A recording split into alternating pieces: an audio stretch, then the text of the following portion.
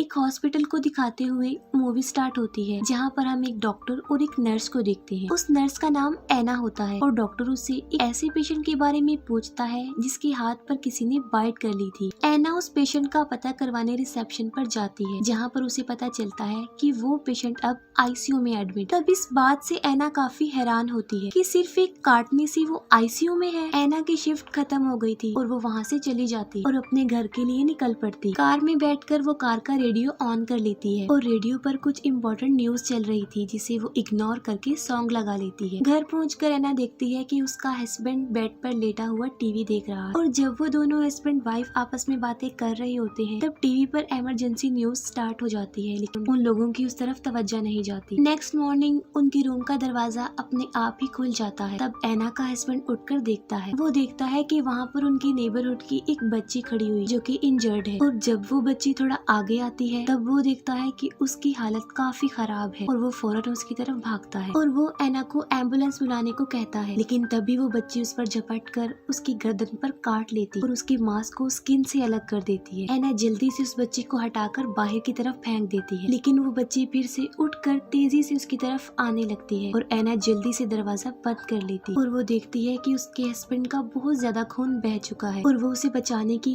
उसका खून रोकने की काफी कोशिश करती है, लेकिन उसे कुछ भी नहीं हो पाता और वो इमरजेंसी नंबर पर कॉल कर देती है, लेकिन आगे से सारी लाइंस बिजी होती है। वो बार बार ट्राई करती है लेकिन स्टिल लाइंस बिजी आ रही थी। तभी एना का हस्बैंड एक नॉर्मल इंसान की तरह उठकर खड़ा हो जाता है, जैसे कि उसे कुछ भी ना हुआ, और जैसे ही एना उसका नाम लेकर उसे बुलाती है वो उस पर अटैक कर देता है और अब वो काफी तेज, काफी खतरनाक हो चुका था। उसकी आंखों का कलर भी चेंज हो गया था। एना किसी तरह खुद को उससे बचाकर वॉशरूम में खुद को लॉक कर लेती है और वो बाथरूम की विंडो को ओपन करने की कोशिश करती है, लेकिन वो खिड़की उससे नहीं खुलती। तभी बाहर से आवाजें आना बंद हो जाती है और सब कुछ नॉर्मल हो जाता है। एना समझती है कि शायद उसका हस्बैंड चला गया और वो दरवाजे के पास जाकर उसे आवाज लगाती है। बस ऐसा करना ही था कि उसका हस्बैंड दरवाजे को तोड़ने लगता है और अंदर घुसने लगता है। तब एना दोबारा से खिड़की को ओपन करने की कोशिश करती है और इस बार वो खिड़की खुल जाती है। एना जल्दी से खिड़की से कूदने की कोशिश करती है, लेकिन वो उसे पकड़ लेता है। तब बदले में एना उसे हिट करके बाहर कूद कर अपनी जान बचा लेती है। बाहर निकलकर वो अपने एक नेबर से हेल्प मांगती है, लेकिन बजाय उसकी मदद करने के वो उस पर ही गन पॉइंट कर देता है। लेकिन जैसे ही वो एना की तरफ बढ़ने लगता है, एक एम्बुलेंस उसे उड़ाते हुए ले जाती है। एना अपने टाउन की कंडीशन देखती है कि वहाँ पर कितना बुरा हाल हो गया है। लोग पागलों की तरह इधर उधर भाग रहे हैं, जगह जगह पर आग लगी हुई है, लेकिन ये सिर्फ उसकी नेबरहुड में नहीं था, बल्कि पूरा शहर ही इस लपेट में आया हुआ था। तभी अचानक से एना का हस्बैंड बाहर आ जाता है और वो फौरन कार में बैठकर कार को अंदर से लॉक कर लेती, लेकिन इसके बावजूद भी वो उसकी जान नहीं छोड़ता। वो कार पर चढ़ के उसका शीशा तोड़ने लगता है और एना जल्दी से कार स्टार्ट करके वहाँ से निकल जाती है। और तब हमें पूरे शहर का मंजर दिखाया जाता है कि पूरे शहर में तबाही मच रही, पूरा सिटी डिस्ट्रॉय हो गया। एना जो कुछ देख रही थी उसे उस पर समझ नहीं आ रहा था कि ये क्या हो रहा है, लोग क्यों बुरी तरह एक दूसरे को काट रहे हैं। और तभी एक आदमी आकर एना से कार स्नैच करने की कोशिश करता है और एना जल्दी से रेस को प्रेस कर देती है और उसकी गाड़ी मेन रोड से उतरकर क्रैश हो जाती है और एक ट्री में जाकर लगती है, जिससे एना बेहोश हो जाती है। जब एना को होश आती है तो वो कार से बाहर आती है। कार से बाहर आकर एक पुलिस ऑफिसर जिसका नाम केनेथ होता है, वो उसे गन पॉइंट कर देता है और उसे कुछ बोलने के लिए कहता है, ताकि उसे ये पता चल सके कि वो इंसान है या ज़ॉम्बी, क्योंकि ज़ॉम्बी बोलते नहीं है। जिस पर एना प्लीज कहकर इस बात का सबूत देती है कि वो एक इंसान। और जब पुलिस ऑफिसर को इस बात का यकीन आ जाता है कि वो एक इंसान है, वो आगे बढ़ जाता है और एना भी उसके पीछे पीछे चलने लगती है, क्योंकि ऑब्वियसली वो एक पुलिस ऑफिसर के साथ सिक्योर रहेगी। अभी वो थोड़ी दूरी पर ही पहुंचते हैं कि सामने से उन पर कोई गोली चला देता है और वहाँ पर 3 लोग होते हैं, जिनमें एक लड़के का नाम होता है माइकल, दूसरे का होता है एंड्रयू और उनके साथ उसकी वाइफ भी होती है। उन बॉयज में एक लड़का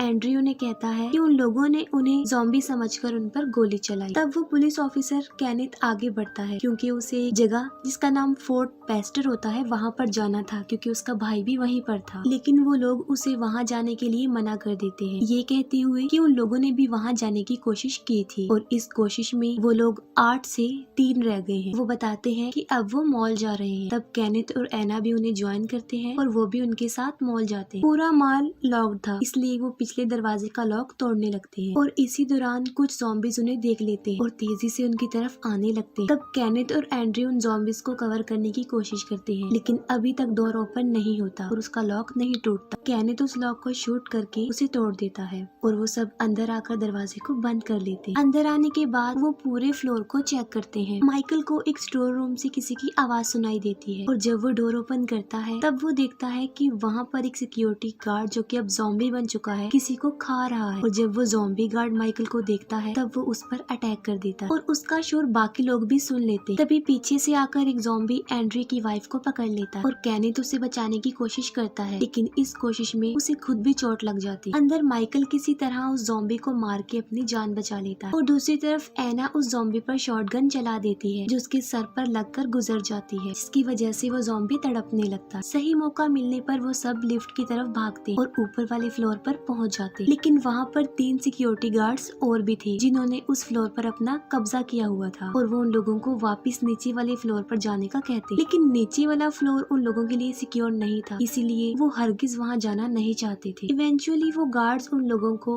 उस फ्लोर पर अपने साथ रखने के लिए एग्री हो जाते हैं, लेकिन उनकी हेल्प करने के लिए नहीं बल्कि उन्हें प्रिजनर्स बनाकर, और वो उनसे उनकी गन्स भी छीन लेते हैं। अंदर जाकर एना कैनेथ के जख्म की पट्टी करती है और एंड्री देखता है कि उसकी वाइफ को एक ज़ॉम्बी ने काट लिया, लेकिन वो इस बात को हाइड रखता है और किसी से शेयर नहीं करता। वो लोग टीवी देखते हैं और उन्हें न्यूज पर उन ज़ॉम्बीज के बारे में ये इन्फॉर्मेशन मिलती है कि ये ज़ॉम्बी सिर्फ सर में गोली मारने से ही मरते हैं। और मिलिट्री ऑफिसर बताता है कि फोर्ट पेस्टर जहाँ पर कैनेथ ने जाना था ये वही प्लेस थी और वो अभी तक सेफ है। अगर कोई सर्वाइवर यहाँ आना चाहता है तो वो यहाँ आ सकता है। वो सिक्योरिटी गार्ड्स ग्राउंड फ्लोर पर जाते हैं ताकि ज़ॉम्बीज से लड़ सके और वो ज़ॉम्बी जो पानी में तड़प रहा होता है वो उस पर वो बात आजमाते हैं कि उन्हें सर पर मारने से ही वो मरते हैं और वो ज़ॉम्बी को शूट कर देते हैं। और बाकी लोग छत पर सिग्नल यानी SOS लिखते हैं ताकि हेलीकॉप्टर्स यहाँ पर आए और उनकी हेल्प कर सके। मॉल के सामने वाले फ्लोर पर एक सर्वाइवर होता है जो वहाँ पर अकेला था। फिर हम देखते हैं कि मॉल के आसपास बहुत सारे ज़ॉम्बीज जमा हो रहे हैं। रात को सिक्योरिटी गार्ड CJ उन सब लोगों को एक कंपार्टमेंट में बंद कर देता है ताकि वो कोई ऐसी वैसी हरकत ना कर सके। नेक्स्ट मॉर्निंग एक सिक्योरिटी गार्ड सिक्योरिटी रूम में जाता है तब वो CCTV फुटेज में देखता है कि एक ट्रक उस मॉल यानी उनकी तरफ तेजी से आ रहा है और सब लोग उस ट्रक में बैठे हुए सर्वाइवर्स को बचाना चाहते थे, लेकिन सिक्योरिटी गार्ड CJ जिसे सिर्फ अपनी जान प्यारी थी और वो उन्हें बचाना नहीं चाहता था। तब दूसरा सिक्योरिटी गार्ड उसकी इस बात पर एग्री नहीं करता तो वो उसे भी मारने की धमकी देता। इसी बहस के दौरान मौका मिलते ही वो सब उनसे उनके हथियार छीन कर अब उन्हें प्रिजनर्स बना लेते हैं और फिर वो ट्रक वाले लोगों को बचाने जाते हैं और उन लोगों को पिछले डोर पर आने का सिग्नल देते हैं। ड्राइवर ट्रक को बैक करके दरवाजे पर ट्रक लगा देता है। तब माइकल और एंड्री उन्हें बचाने के लिए बाहर आते हैं और एक कपल पहले ही ट्रक पर चढ़कर खुद को सेव कर लेता है, लेकिन वो कहते हैं कि ट्रक के अंदर भी 6 लोग हैं। अब सारे ज़ॉम्बीज उनकी तरफ बढ़ने लगते हैं और वो दोनों उनका मुकाबला करते हैं, उन्हें मारते हैं, लेकिन वो ज़ॉम्बीज तादाद में बहुत ज्यादा थे। तब वो जल्दी से भागकर दरवाजे को लॉक कर लेते और वो लोग उन ट्रक में बैठे सारे सर्वाइवर्स को बचा लेते हैं और वो टोटल 8 लोग। अब क्योंकि उनके पास ट्रक भी था तो कैनेथ फोर्ट पेस्टर के लिए जाने लगता है, इस पर एक सर्वाइवर उसे ये कहकर मना कर देता है कि फोर्ट पेस्टर पूरी तरह डिस्ट्रॉय हो गया, अब वहाँ पर कोई भी जिंदा नहीं बचा। लेकिन कैनेथ उसकी बात नहीं मानता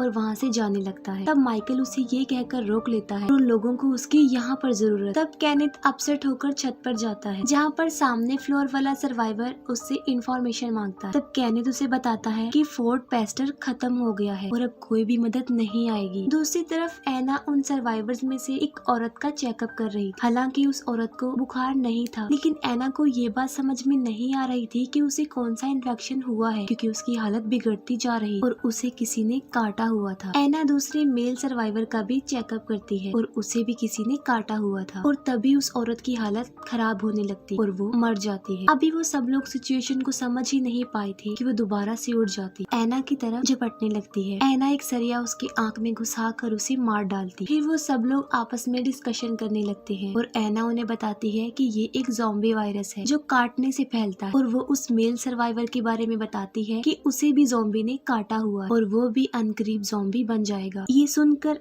एंड्रे काफी हैरान और परेशान हो जाता है क्योंकि उसकी वाइफ को भी ज़ॉम्बी ने काटा हुआ था और वो चुपके से उसके पास चला जाता है। तब माइकल कहता है कि हमें उस मेल सर्वाइवर को मार डालना चाहिए वरना उनमें से भी कोई नहीं बचे और वो गन लेकर उसे मारने के लिए जाता है। एना जाकर उस आदमी को बताती है कि माइकल उसे मारने आ रहा है लेकिन वो उसकी बात को मजाक ही समझता। माइकल आकर उसे कहता है कि वो सबके लिए खतरा है, उसे मरना होगा क्योंकि वो इन्फेक्टेड है। ये बात सुनकर वो मरने के लिए तैयार हो जाता है। एंड्रे अपनी वाइफ के पास जाता है और उसे इस बारे में कुछ भी नहीं बताता बल्कि ये कहता है कि उसका जख्म अब ठीक हो रहा। निकोल अपने फादर को गुड बाय कहती है। केनेथ उस पर नजर रख रहा था क्योंकि वो उसके ज़ॉम्बी बनने का वेट कर रहा था और जैसे ही निकोल का बाप ज़ॉम्बी बनता है वो मौका देखते ही उसे शूट कर देता। अब वो सब लोग खुशी खुशी वहाँ पर अपनी जिंदगी गुजारने लगते हैं क्योंकि वहाँ पर किसी भी चीज की कोई कमी नहीं। एंड्रे ने अपनी वाइफ से किसी को भी मिलने नहीं दिया और केनेथ और सामने वाले सर्वाइवर के बीच भी बोर्ड नोट के जरिए बातचीत होती रहती थी और वो सब लोग काफी इंजॉय कर रहे थे। लेकिन टाइम गुजरने के साथ साथ मॉल के बाहर ज़ॉम्बीज की तादाद में भी इजाफा हो रहा था। एक दिन वो सब बैठकर डिनर कर रहे होते और तभी लाइट चली जाती है और हर तरफ अंधेरा छा जाता। तब केनेथ, माइकल, सीजे और सिक्योरिटी गार्ड बेसमेंट में जनरेटर के लिए जाते हैं। वहाँ पर उन्हें कुछ आवाजें सुनाई देती हैं और वहाँ पर किसी की मौजूदगी का एहसास होता है और अचानक से उनके सामने एक डॉग आ जाता है जिसे देखकर वो रिलैक्स हो जाते हैं। तभी अचानक से एक ज़ॉम्बी आकर सिक्योरिटी गार्ड को पकड़ लेता है और उसे बाइट कर लेता है। उस गार्ड के चिल्लाने से बाकी ज़ॉम्बीज भी वहाँ पर आ जाते हैं और वो लोग जान बचाने के लिए वहाँ से भागते हैं। उस सिक्योरिटी गार्ड को वो नहीं बचा पाते और सारे ज़ॉम्बीज उसे पकड़ के खा लेते हैं। वो लोग एक गेट के पीछे खुद को लॉक कर लेते हैं और उन ज़ॉम्बीज को मारने लगते हैं लेकिन उनकी गोलियां भी खत्म हो रही थी। तब माइकल उन ज़ॉम्बीज पर पेट्रोल छिड़क देता है और वहाँ पर आग लगा देता है जिससे सारे ज़ॉम्बीज जलने लगते हैं और यहाँ पर ज़ॉम्बीज से उनकी जान बच जाती है। एंड्रे की वाइफ की डिलीवरी का टाइम था और एंड्रे ने उसे चारों तरफ से बांधा हुआ था। उसकी वाइफ की आखिरी सांसें चल रही थी और देखते ही देखते वो मर जाती और देखते ही देखते वो दोबारा से जिंदा हो जाती है जो कि अब एक ज़ॉम्बी बन गई। अब क्योंकि वो जिंदा थी तो वो एक बच्ची को पैदा करती है। तब एंड्रे उसका मुंह बंद कर देता है ताकि उसका शोर सुनकर कोई यहाँ ना आ जाए। तब एक सर्वाइवर लेडी उस रूम में आती है और जब वो एंड्रे की वाइफ को देखती है तो वो अपनी पिस्टल निकालती। तब एंड्रे उसे कहता है कि वो क्या उसकी वाइफ को मारेगी, वो उसकी फैमिली से दूर रहे। लेकिन वो लेडी उसकी वाइफ को शूट कर दे और बदले में एंड्रे उस लेडी को शूट कर देता है। मरते मरते वो लेडी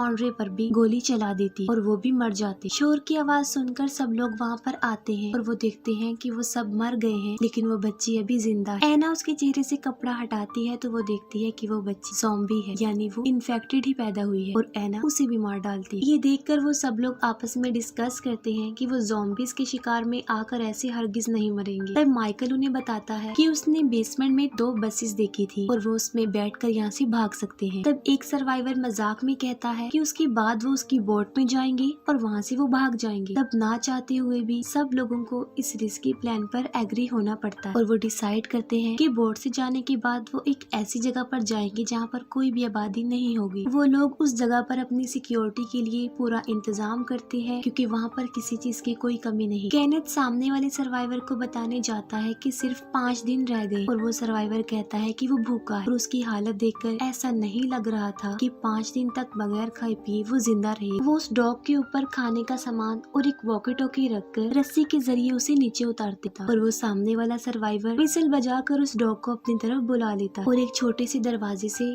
उसे अंदर ले लेता। लेकिन उसके साथ बहुत सारे ज़ॉम्बीज भी उस दरवाजे के जरिए अंदर चले जाते हैं। वो वॉकी टॉकी के जरिए उस सर्वाइवर से कांटेक्ट करते हैं जिस पर उन्हें पता चलता है कि उसे भी उन ज़ॉम्बीज ने काट लिया। फिर तभी उन्हें ट्रक की आवाज आती है और उस ट्रक में निकोल होती है जो सामने वाले सर्वाइवर की दुकान पर जाती है उस डॉग को बचाने के लिए है। उन लोगों को वही सर्वाइवर नजर आता है जो कि अब ज़ॉम्बी बन गया था और वो निकोल को वहाँ से निकलने का कहते हैं और ये कहते हैं कि वो वहाँ पर छुप जाए। तब वो लोग गटर के जरिए उसे बचाने के लिए जाने का प्लान बनाते हैं और एक सर्वाइवर को डोर पर खड़े होने का कहते हैं ताकि जब वो वापस आए तो दरवाजा खुला हो। गटर के जरिए वो सब लोग दुकान के बाहर तक आ जाते हैं लेकिन जब लास्ट वाला सर्वाइवर आने लगता है तब गटर के ढक्कन की आवाज से वो ज़ॉम्बीज उन्हें देख लेते हैं और उनकी तरफ बढ़ने लगते हैं और वो लोग ज़ॉम्बीज का मुकाबला करके उन्हें मार कर उस शॉप के अंदर चले जाते हैं और वहाँ पर उन्हें वही सर्वाइवर मिलता है जो इस शॉप का ऑनर था और वो अब ज़ॉम्बी बन गया था और केनेथ उसे सॉरी कहते हुए शूट कर देता। फिर वो निकोल को देखते हैं कि वो बिल्कुल सही सलामत। फिर वो लोग वहाँ से अपने लिए बहुत सारे हथियार इकट्ठा करते हैं और तब सीजे एक प्लान बनाता है। वो एक गैस सिलेंडर बाहर फेंकता है और उस सिलेंडर को शूट कर देता है, जिससे बहुत बड़ा ब्लास्ट होने की वजह से ज़ॉम्बीज मर जाते हैं और वो सब गटर की तरफ भागते हैं। सबसे आखिर में सीजे रह जाता है और फिर वो भी गटर में आ जाता है और सबसे आखिर में एक सर्वाइवर बचता है और ज़ॉम्बीज से बचने की वजह से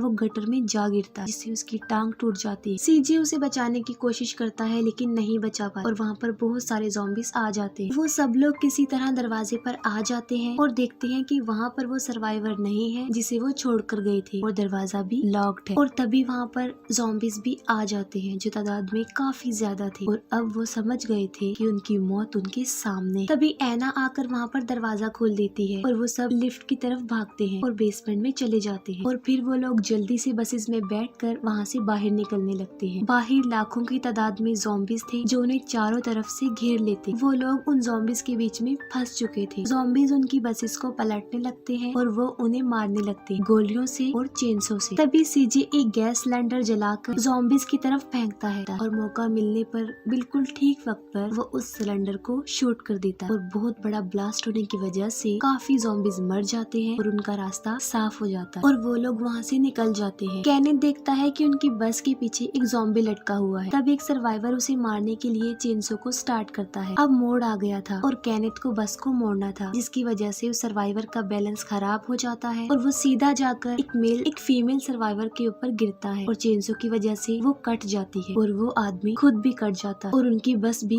पलट जाती है। तब सीजे देखता है कि दूसरी बस पीछे नहीं है और वो अपनी बस को पीछे की तरफ लाते हैं। अब वो सर्वाइवर जो कि सेल्फिश था बगैर किसी की हेल्प किए बाहर आ जाता है, लेकिन बाहर अकेला वो ज्यादा देर तक जिंदा नहीं रहता। एक ज़ॉम्बी उस पर झपट कर उसे मार डालता है। वो लोग दूसरी बस की तरफ जाने लगते हैं, लेकिन जब ऐना जाने लगती है तब वो ही सेल्फिश सर्वाइवर जो अब ज़ॉम्बी बन चुका था और ऐना उसे मार डालती है। गोली की आवाज सुनकर बाकी ज़ॉम्बीज भी वहाँ पर आ जाते। मौके का फायदा उठाकर ऐना उसकी पॉकेट से बोट की चाबी ले लेती है और बाकी सर्वाइवर्स उसे बचाने की कोशिश करते। चाबी लेकर वो बस की तरफ भागती है और सारे ज़ॉम्बीज भी उसके पीछे ही थे। माइकल किसी तरह उसे बचाकर बस के अंदर खींच लेता है और सीजे दरवाजा बंद कर देता है और फिर वो लोग बोट के पास पहुँच जाते हैं। सब लोग उतरकर बोट की तरफ जाने लगते, लेकिन सबसे आखिर में सीजे रह जाता जो कि वहीं फंस जाता है और वो उन सबकी जान बचाने के लिए ज़ॉम्बीज को कवर करता है। लेकिन थोड़ी ही देर में सारे ज़ॉम्बीज उसे पकड़ लेते हैं और वो उन लोगों के लिए अपनी जिंदगी को सैक्रिफाइस करता है। उसके सामने कोई रास्ता नहीं होता तो वो एक गैस सिलेंडर को शूट करके उन ज़ॉम्बीज के साथ खुद भी मर जाता है। वो सब लोग बोट पर चढ़ जाते हैं, लेकिन माइकल उनके साथ नहीं जाता और अफसोस की बात ये है क्योंकि उसको भी ज़ॉम्बी ने काट लिया था और वो बोट के जरिए उन सबको वहाँ से भेज देता है और उन लोगों को जाते हुए वहाँ से देखता है। ऐना इस सब से खुश नहीं होती क्योंकि वो उसे वहाँ पर छोड़ना नहीं चाहती थी, वो उसकी हेल्प करना चाहती क्योंकि उन लोगों की जान बचाने की वजह से ही माइकल को अपनी जिंदगी को सैक्रिफाइस करना पड़े। ऐना बहुत ज्यादा दुखी होती। जैसे ही उनकी बोट थोड़ी दूर जाती है माइकल खुद को शूट करके मार डालता और इसी इमोशनल सीन के साथ ये मूवी यहीं पर एंड हो जाती।